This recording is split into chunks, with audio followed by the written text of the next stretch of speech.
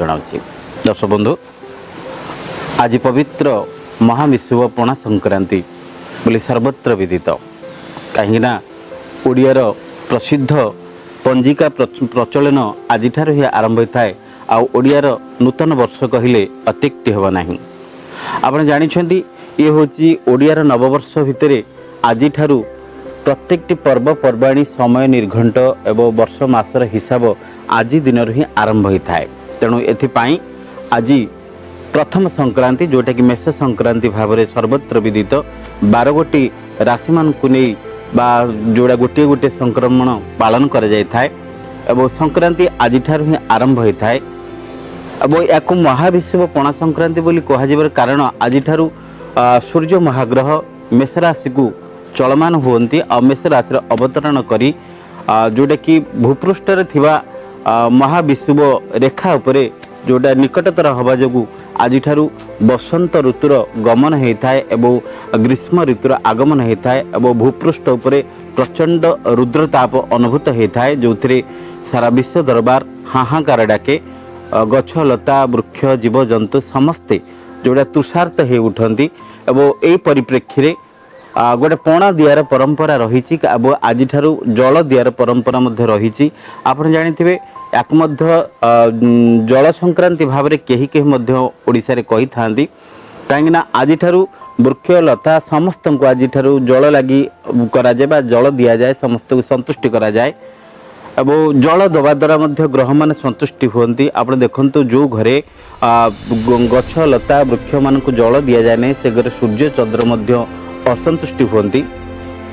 से परंपरा रही तो वृक्षलता समस्त को प्रचंड ग्रीष्म दाउरू रक्षा करने जल छत्र दि जाए जलदान करा जाए। खाली से नुहे मानव जगत को उद्धार करने ग्रीष्म दाउरू रक्षा करने आज प्रत्येक जगार जल छत्र खोल जाए और देवादेवी समस्ते तुषार्त था। तेणु से पणार गोटे स्वतंत्र मुहूर्त ओडिशा माटी में देखा मिले या पणा संक्रांति कह जाए।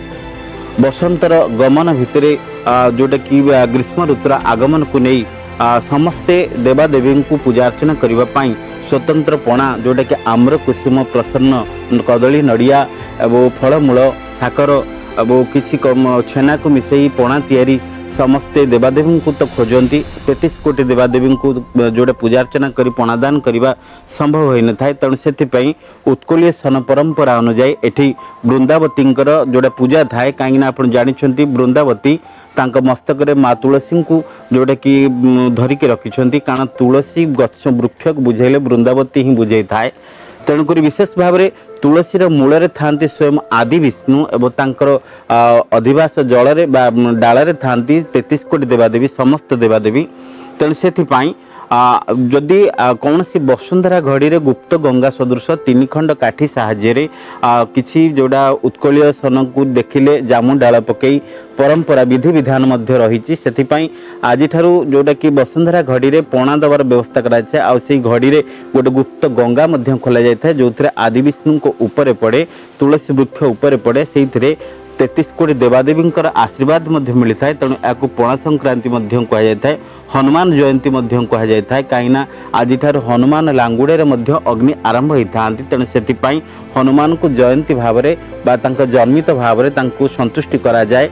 जय हनुमान ज्ञान गुण सागर जय कपिसत हूँ लोक उजागर ये परंपरार जोटा कि विघ्न विनाशक जमती प्रभु संकट मोचन सर्व संकट को दूरीभूत करने आज हूँ दिन जे कि महाविषुव पणा संक्रांति विषुव रेखा पर प्रभु हनुमान जी आज पाद थापी थे आ जो पाद थापिया समस्त देवादेवी भितर सर्व संकट ए ग्रीष्मर संकट को दूरी देवाई प्रभु हनुमान तांकर जोड़े लांगुड़ पुछरे ये अग्नि को कंट्रोल करते से आज जोटा कि तांकर जयंती से आज आसी धराधाम को से आपणकर ओडिया उत्कलीय सन परंपरा को समस्त मानुंट जो बंदे उत्कल जननी आज ये परंपरा को आपण मैंने निश्चित भाव में मन रखु एवं वृंदावतीर पूजा अर्चना करंतु सर्वदेवादेवी को संतुष्टि करंतु पणार परंपरा दे जीव जगत को संतुष्टि करंतु जलछत्र खोलंतु यही मोर कामना।